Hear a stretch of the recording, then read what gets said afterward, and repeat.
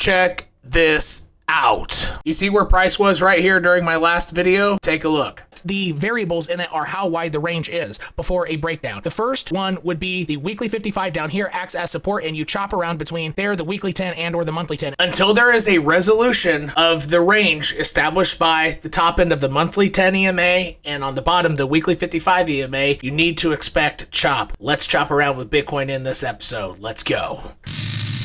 In my previous videos, I showed you that in order to be on a lower time frame like the 1 hour, which I am on right now, to be able to see the monthly 10, the weekly 10, and the weekly 55, you need to use these MTF EMA indicators. That will allow you to see how price is dancing on each of these EMAs or dancing below them. And the key things that we're looking for range resolution is following. Either Bitcoin will get on top of this monthly 10 EMA, on top of it, use it as support, and then keep going. So it's probably not just going to blast through, rather it's going to get on top, maybe even buy $1,000, come back to test it, and use it specifically as support. That would be a good long signal. Inverse to that is to the downside. Yes, Bitcoin could just tank right below this weekly 55, but it's likely if you zoom in on the 1 hour or a lower time frame, you're going to see it go below the blue line, which is the weekly 55, use it as resistance, and that would be your signal to be short-term bearish. Give me that thumbs up. Thumbs up.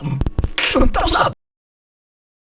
And I can't stress enough, right now there isn't much of an edge either to the upside or the downside. Therefore, this video, I'm trying to show you precisely how price is very, very likely going to behave before you get the move either way. And what I would avoid doing is, as price is touching the bottom of the range, I wouldn't be going short trying to get a breakdown of it. You would want to wait for the bottom to be used as resistance. After it breaks below, comes up, use it as resistance.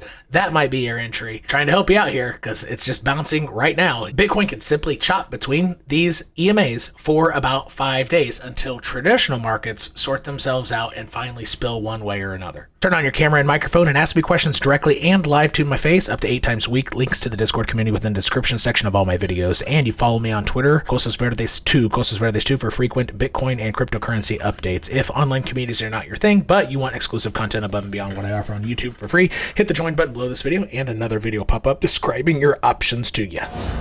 Until this gets a range resolution, it is likely going to be chop. If Bitcoin resolves down to the downside, the obvious target is going to be 40,000, a wick below 41K, down to fill the CME gap, which you cannot see on this chart. Down here, it's from a statistical perspective, very, very likely to happen. If price resolves itself to the upside, the more obvious target, which might or might not be hit, is the Bitcoin price levels back from Christmas time, which were around the 52K level. These would be our targets. In the end, would they happen the next day? No, there would be bounces along the way, potential of fake outs, but those would be our general game plan. And until that happens, price might just simply bore you to death. Click this video if you want to learn how to set up a chart just like mine, and click this video right here if you missed my Bitcoin analysis yesterday that went more in depth on this range and how it's going to resolve itself. You just got 𝐶𝐻𝑚𝐻𝑎𝑑 worldwide. Peace.